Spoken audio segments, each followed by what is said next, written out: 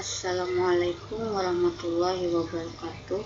Perkenalkan, nama saya Nur Habibah, NPM 18630308 dari kelas 15 Bulan Pagi Banjarmasin. Di sini saya akan menjelaskan tentang materi teknik evaluasi. Teknik evaluasi yaitu menguji kegunaan dan fungsi dari sistem interaktif. Evaluasi dapat dilakukan pada laboratorium, lapangan pekerjaan, kerjasama dengan user. Beberapa pendekatan yang mengevaluasi perancangan atau desain yaitu metode analitik, metode review berbasis model. Beberapa pendekatan yang mengevaluasi implementasi yaitu metode eksperimental, metode observasi, metode QL. Evaluasi digunakan untuk melihat apakah hasil rancangan dengan proses uji coba sistem yang telah dibuat sesuai dengan permintaan pengguna user. Tujuan evaluasi ada 3 tujuan, yaitu melihat seberapa jauh sistem berfungsi, melihat efek interfake bagi pengguna, dan mengidentifikasi problem khusus yang terjadi pada sistem. Jenis-jenis evaluasi. Ada 2 jenis utama evaluasi, yaitu dilaksanakan pada kondisi laboratorium dan yang dilaksanakan pada lingkungan kerja atau lapangan. Dalam kondisi percobaan atau laboratorium, dan proses kerja sebenarnya, dan proses praktik desain. Mengevaluasi perancangan. Evaluasi terjadi setelah proses perancangan. Evaluasi pertama, sistem idealnya dilakukan sebelum implementasi dimulai. Jika perancangan dievaluasi, kesalahan dapat dihindari karena perancangan diubah atau diperbaiki sebelumnya. Sejumlah metode dibuat untuk mengevaluasi perancangan sebelum implementasi, yaitu cognitive review, heuristic evaluation, review basis, model basis.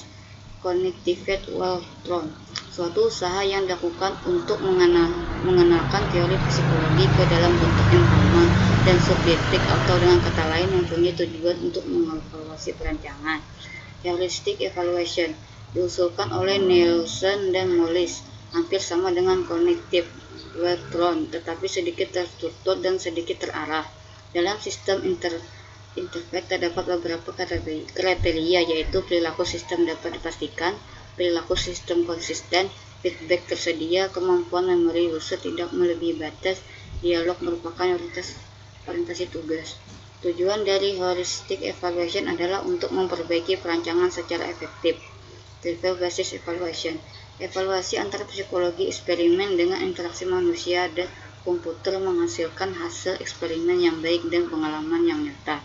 Model basis evaluation, pendekatan terakhir untuk mengevaluasi perancangan adalah keberadaan implementasi sistem yang ada dalam berbagai bentuk. Mengevaluasi implementasi.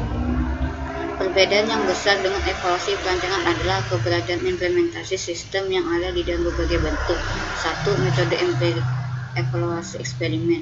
Suatu metode yang sangat kuat dalam mengevaluasi perancangan atau aspek dari perancangan adalah menggunakan eksperimen yang terkontrol. Ada beberapa faktor, yaitu subjek, variabel, hipotesis. Perancangan eksperimen ada 2, yaitu background block dan backblock. Statistik. 2 aturan dalam analisa dengan statistik, yakni melihat data dan menyimpan data. Menyimpan data penting jika kita akan melakukan metode analisis yang berbeda. Pemilihan analisis statistika bergantung pada tipe data dan pertanyaan yang perlu dijawab. Variabel yang digunakan terbagi dalam discrete variable, continuous variable. A. Teknik observasi. Ada think alone. Think alone mempunyai keuntungan, yakni sederhana, membutuhkan sedikit pengetahuan untuk menampilkannya, dan menyediakan pengertian yang berguna dengan interface. Analisa protokol. Terdapat beberapa metode untuk merekam kegiatan user, yaitu paper and pencil, audio recording, video recording, computer login, dan user notebook. Dalam prakteknya, kebanyakan campuran dari metode perekam digunakan: automatic protocol analysis tool, post-take walkthrough. Memilih metode evaluasi.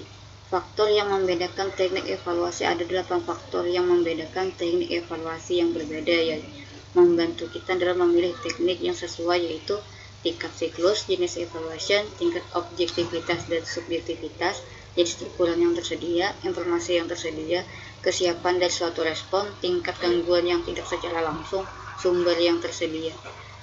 Demikian video yang dari saya hilaf mohon maaf. Wassalamualaikum warahmatullahi wabarakatuh.